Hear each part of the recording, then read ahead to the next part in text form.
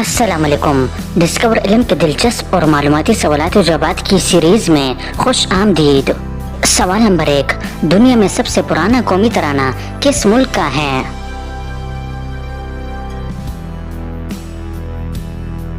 सही जवाब है जापान का। सवाल नंबर 2, इंसान की वो कौन सी चीज है जिसको जितना इस्तेमाल किया जाए वो उतनी तेज होती जाती है?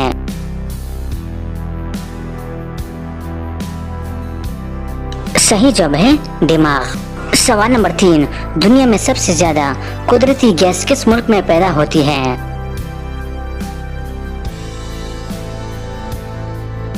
सही जवाब है रूस में। सवाल नंबर 4, वो कौन सी चीज है जो सर्दियों में भी ठंडी होती है और गर्मियों में भी?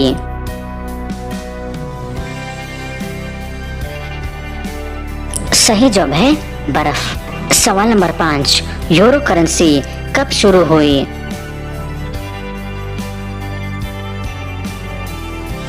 सही जवाब है जनवरी 1999। सवाल नंबर 6, वो कौन सा पत्थर है जो पानी में नहीं डूबता?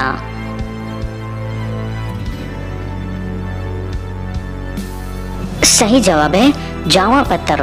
सवाल नंबर 7, सांप कितने साल तक खाने पीने के बगैर जिंदा रह सकता है?